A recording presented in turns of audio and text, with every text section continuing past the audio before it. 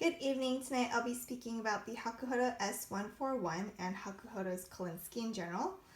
This eyeshadow brush is in the shape of a paintbrush and it retails 4,644 yen in Japan, which is about 40 US dollars. It has the same head as the S141BK with the black handle, which is a little cheaper at 3,456 yen. A lot of times you'll find the same heads in two lines from Hakuhodo, just with different handles, and then there will be a price difference because of the handle. Kolinsky was banned in the US in 2013, and Hakuhodo has since stopped carrying them on their US website and showroom in Torrance. Random tidbits are that Kolinsky, to me at least, is non-absorbing, which means that you can lay down the product without having to worry about doing a deep clean to your brush before using it again, unlike some densely packed goat brushes. And painters love Kolinsky brushes for water and oil color paintings. This brush can only be purchased, or this and all other Hakuhodo Kolinsky brushes can only be purchased in Japan and Asia now, which is a bummer. And to go into the specs, this is a medium-sized eyeshadow brush. The hair length is 18 millimeters or 0.7 inches long, which makes it quite long. And the shape is most similar to the Hakuhodo S146, which is also long and thin. So I'm just gonna pull it out and show you. The 141 on the left here has longer hairs and it's more pointed at the top. And the hairs are smooth, and Haku describes it to have natural spring. I think it's a very resilient hair type. And as you can see, it's more inflexible than it is flexible. It can be used with all product types from powder, creams to liquids. And okay, refocus. I'm gonna take this out now. And when used with powders, this is soft enough for sensitive skin. It doesn't apply powder eyeshadow as nicely as goat brushes though. Like for eyeshadow, I do love goat the best. I would rate it around a 6.5 out of 10 in terms of softness with powders. With cream-like shadows, like with ColourPop, it gets a little scratchy and then is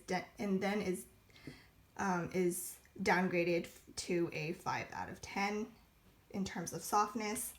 And this brush is better at applying eyeshadow than blending since it's not fluffy. I think it's like quite hard for them to make fluffy or like very dense Kolinsky brushes because the hair is so rare and just like high quality that it's very expensive. For example, the Lam Samyik, I think the foundation Kolinsky brush it costs a lot. It's like $400, $500. But yeah, that normally there aren't like round shaped Kolinsky brushes like the Lam Samyik foundation brush. And I did use this with two ColourPop eyeshadows, which according to ColourPop and also like I agree, it's these shadows are best used with fingers. So I used these two if anyone's interested.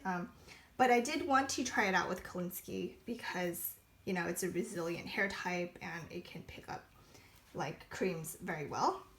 So it did take some elbow grease to get lots of color to show up on my lid, but I did like the finished effect as opposed to with my fingers. Excuse me. I used Mittens on my outer V, and Mittens is a dark brown shade.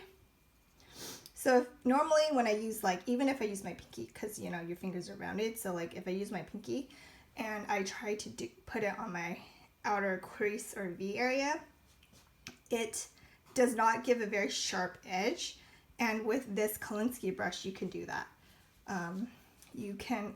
So like I said, it takes a bit of elbow grease, which means that I had to dip it into this ColourPop shadow probably like 15 times before I got like a lot of pigmentation and got the effect that I like. that I liked, but I did like the effect overall.